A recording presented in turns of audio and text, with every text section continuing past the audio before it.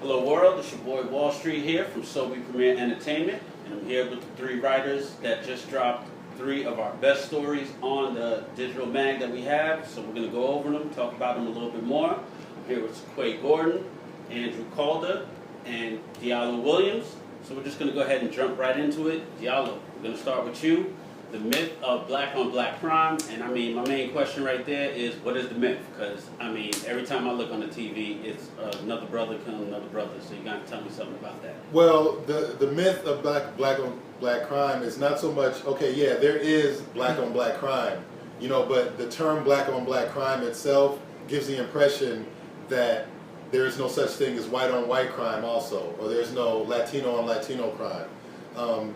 The point I made with the piece is that the majority of all crime is intraracial. You know, the majority of murders committed by white people are against other white people. It's not like black people are the only people killing members of their own society. It's not like white people, when they get pissed off or angry, they go look for the nearest black person or non-black person to hurt. Just like everyone else, they hurt someone who's close to them or whoever pissed them off, which generally is someone of our own community, because that's who we interact with. It's just a direct product of social dynamics. You know, you tend to be mad at people who you interact with, and those the people you interact with tend to be people in your community. So when the term black on black crime is really derogatory, because it makes it seem like black people have some particular pathology that makes us, you know, when we see another black person, we just want to hurt them. You know, for some, which is fucking ridiculous. You know what I'm saying? And so that was really my whole thing, you know, my whole reason for writing the piece. It was just attacking that false notion that black people have some predisposition towards violence towards one another. You know, one example I used was the mafia. You know, nobody, for all the complaints people had about the show The Sopranos, no one ever said, wow, well, I don't know, all this Italian on Italian violence is really sending the wrong message, you know. I mean, that sounds ridiculous, right? Yeah, nah, it definitely does. Yeah. You make a good point there. So, I mean, Secquay, got to come to you next. I mean, what are your thoughts on that? I mean, I get what he's saying about the propaganda that they're spreading that basically shows only black crimes, and it's usually, like he said, against other black people, because that's what you know, that's what you're close to. But there's no denying the fact that it's out of control as far as violence against blacks. For example, I was reading, I forgot what it was, but an article about that thing, black and black crime, and it showed the numbers in the black community is ridiculously high. For example, in Cincinnati in 2009, I think the number was 9,000 black people that got killed by another black person. Conversely, 44 white on white. So the numbers are ridiculously high. Okay, I will say this. There is a phenomenon of crime and violence, particularly in the working class and lower class black communities, almost across the world. You find it going from West Africa through the Caribbean. In Jamaica, obviously, there's a huge inner city crime problem, you know, with gang violence. Haiti, you know what I'm saying, has had their issues or whatever. I think a lot of that is connected to the legacy of slavery and colonialism. You know, the caste system type. Yeah, and the caste, you know, and I think that's directly connected to the level of marginalization that these communities have experienced in relation to the, I guess, into the broader society, broader Western society as well. So, Andrew, let me get your thoughts here on this, because we have definitely 2 guys with a little bit different perspective. So, from the outside looking in, what do you think about what the people in the black community are doing to each other? Right. Well, I mean, yeah, my concern would be the prevalence for a minority to have such a high percentage of crime, period, whether it's black on black or whatever, Or otherwise, compared to other ethnicities or races. So, and there is a prevalence of violence, and part of the culture is also patriarchal culture with male dominance to it. Aggressiveness culture. Exactly. And I think that leads, to the aggressiveness is what leads to violence. In terms of what? Black culture or just minority culture? Well, minority cultures. Okay. But and that could be, and like when talk about slavery and all that stuff, they're economically and socially, there's still vast differences, and Definitely. and they're definitely at a different level. So they're underrepresented and all those things that lead to More those of factors, that. right? Yeah. Well, I mean, I think There's still more of a struggle. you have to ask though. I mean, when you look at the level of violence that was leveled, used against the black community. When I say the black community, I mean the diaspora, from West Africa through South America, through the Caribbean, through the United States.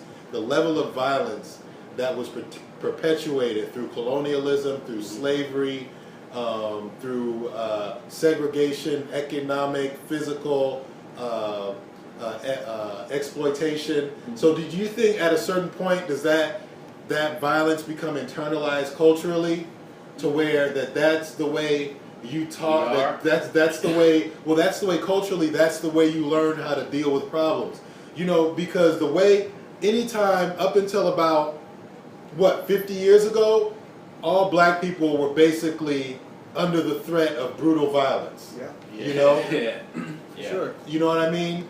Anybody you could get, lynched, beaten, flogged, you know what I mean, thrown in prison without being charged, so, I mean... So that's like residue. Yeah, you don't think that kind of seeps passed into the down. culture, you don't think that type of violence? I think it's systemic, really. I think if you look at those inner city areas, like Andrew said, poverty, most of the times the masses there, they're not educated.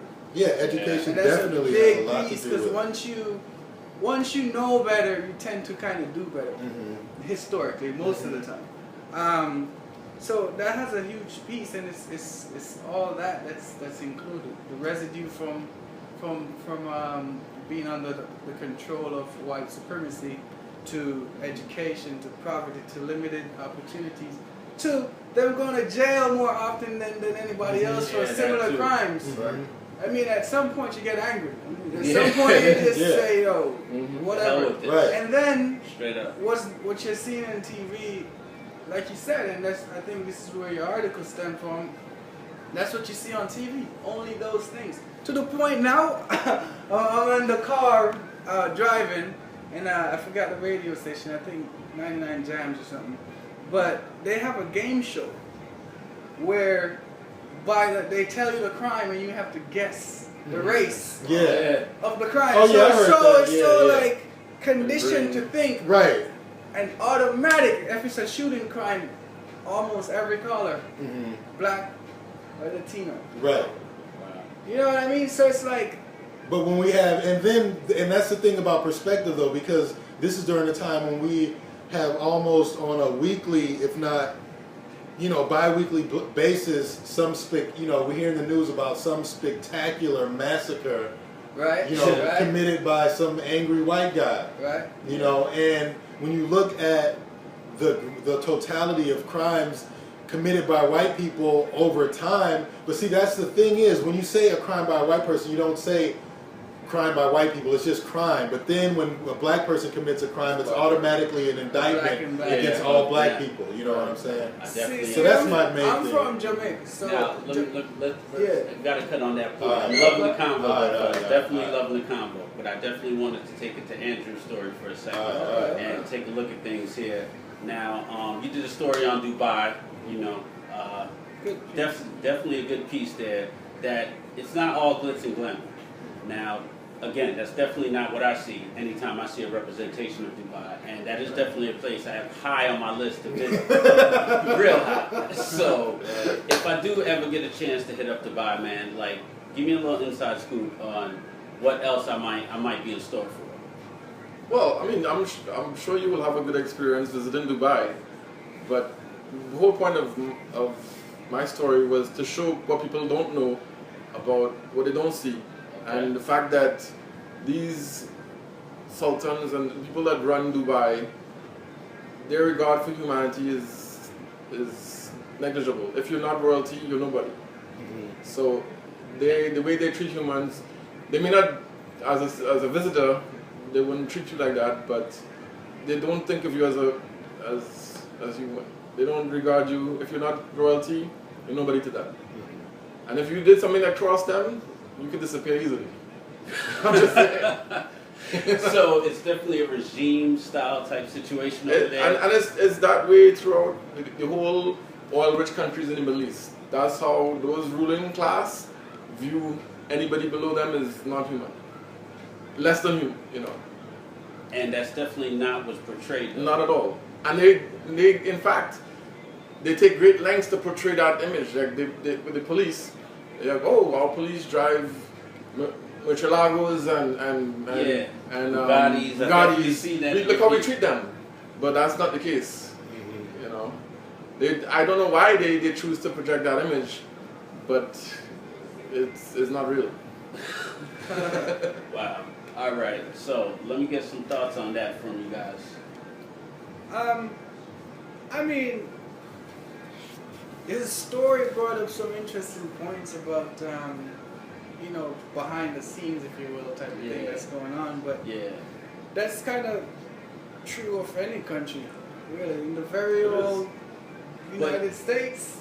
His piece definitely brought out some points, though, that definitely raised my eyebrows. You know, of course. With the police department entering exotic car shows, and then to see that there's human trafficking going on, or you know, there's definitely. But that's my point. In the United States, I had a girl come in and speak to her class, and in Broward County, there's human sex trafficking of minors like rampant. We don't know because that's we don't see that every day. You don't hear about that stuff every day. You hear about Kim Kardashian's new clothing line or whatever. You don't hear stuff like that. Right. So that's why I thought it was a good piece, because you get to see the other side. You get to see the dirty side, if you will, of. Those things happen in every major city. Every glamorous city has people that slaved and toiled to build it. But in this particular case, it's actual slavery. Actual It slavery. reminds me of the Qatar thing. Exactly, and I was just reading that this morning too. Yeah, I'm a huge soccer fan. So the World Cup in Qatar, there's a big thing about that. Meaning they get people from other countries take their passports so they can't leave. Exactly. Yeah. And then to leave the And that's what country, they you do in have Dubai to too. go and ask them Right. for your passport, So but your job is not done. Right. So you're basically a slave. You're a slave. Yeah. There's a good piece, I think, behind the lines or outside the lines or something like that. But you know, that's what I think of. The other piece of that though is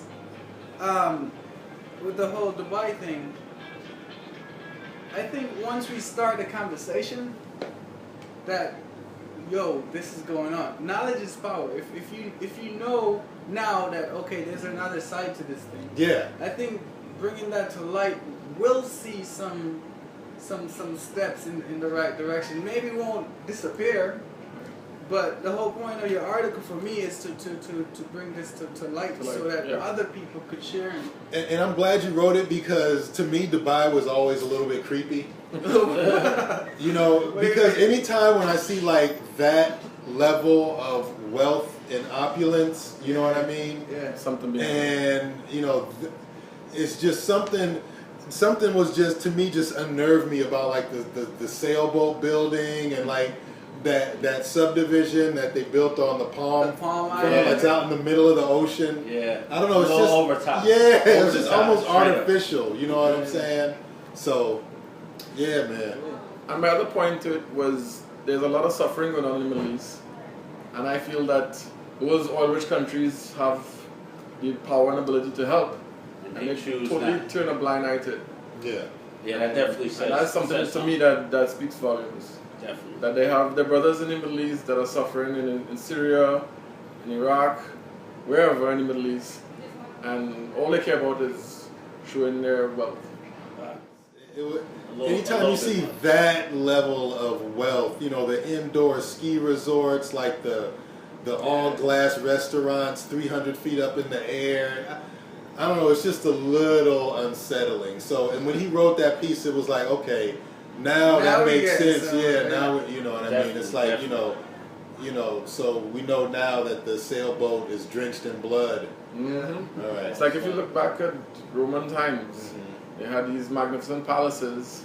Right beneath them, you had the dungeons with all the slaves. Yeah, absolutely. That's how it is. All right. So let's move on now. So Secquay, we had your story Sir. now. Definitely the biggest story on the site this week.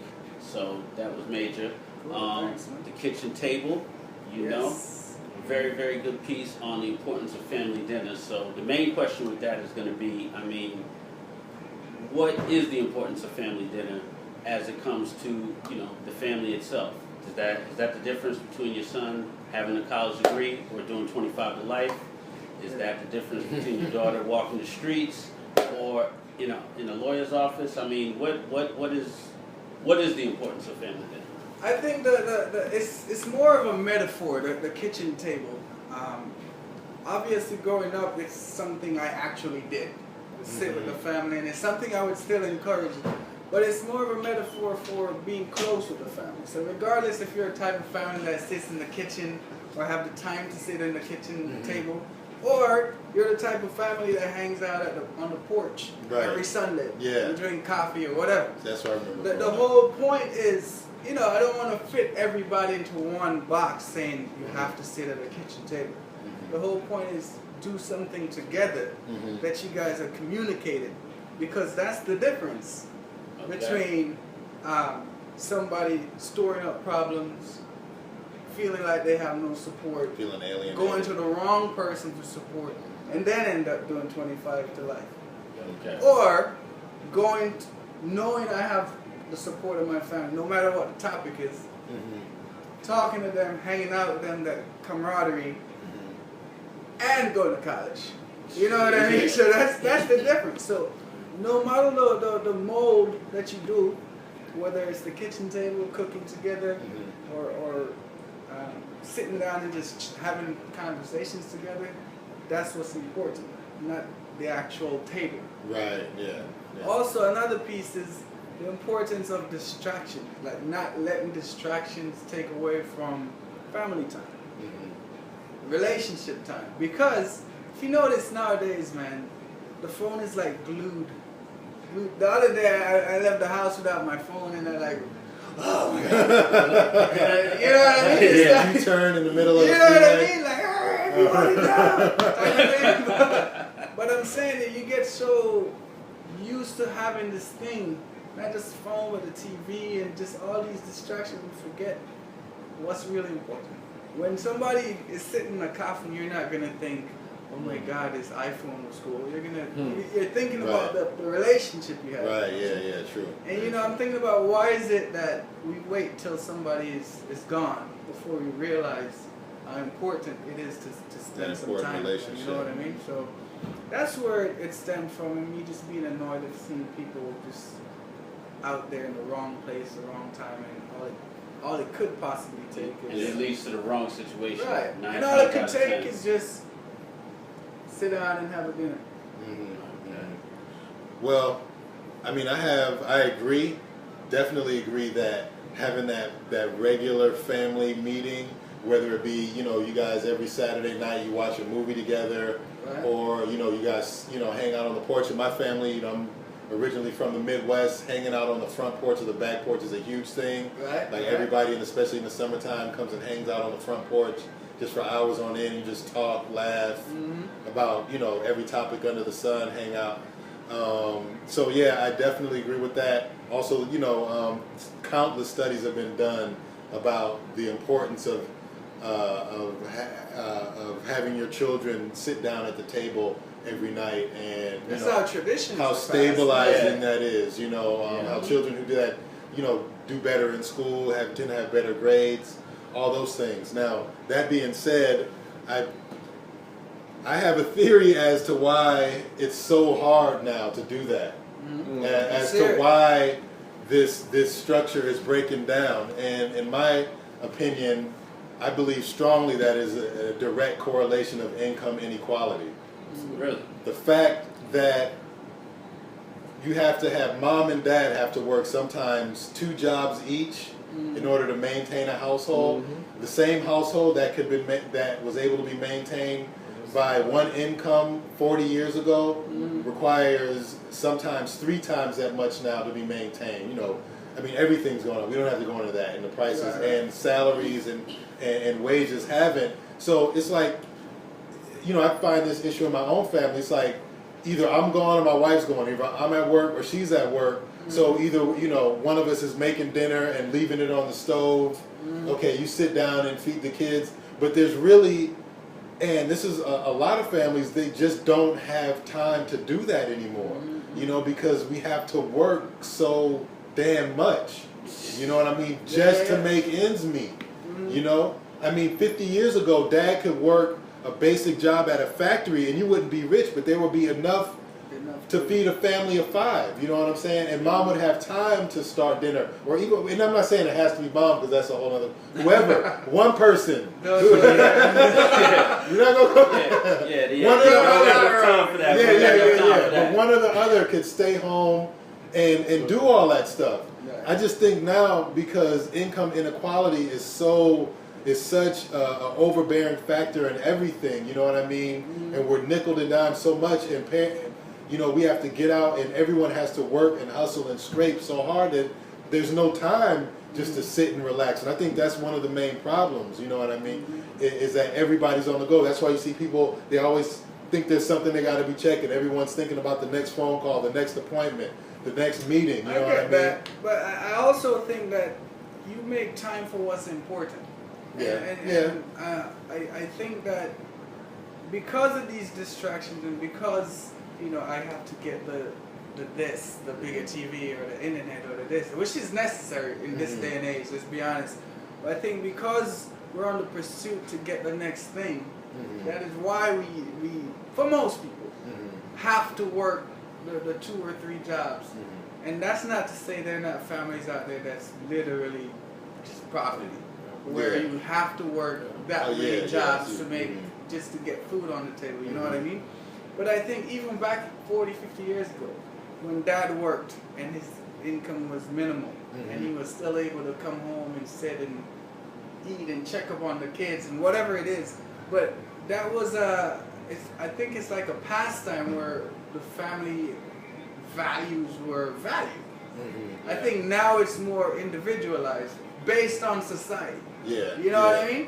And back then the society was more family oriented. Now it's more individualized. Definitely. You know what I mean? So I think it's just a conscious decision, and it's gonna be hard for you. It's gonna be hard for your wife and for everybody else. Different ranges, but the point is to make a conscious decision to say, you know what? Maybe not have dinner. Like I said, it's not about actual dinner, but having the time to say, all right, family game night, whatever. You know what I mean? But and it doesn't have to be every night. It could be once a week. But you're finding out things about your kid. You're communicating. Now I work with families where kid has no idea, and mom has no idea what kids' dreams are. Mom has no idea if he wants to be a policeman or a rapper or whatever. That's what I'm saying. There's a disconnect, and you're basically strangers. You're literally a stranger to you. Provide food and all that, but besides that, what's mom's last name? And I literally see that. You know what I mean? These are off-age kids. So I'm just saying we need to be more conscious of what we value. And I don't think people purposely try not to spend time with their kids. It serves as a reminder. Like, hey. But this is what's important. You know what I mean? So, but definitely I agree with need to start putting the emphasis on, man, that just non-materialistic stuff, man. You know what I mean? Because at the end of the day, like, you know, when no one ever went to their grave wishing they spent more time at the office. The only thing people think about is, I should have spent more time with my family. Your relationships. That's all that matters at the end. All right, fellas. Well, I definitely appreciate you guys coming down here at Starboy Studios.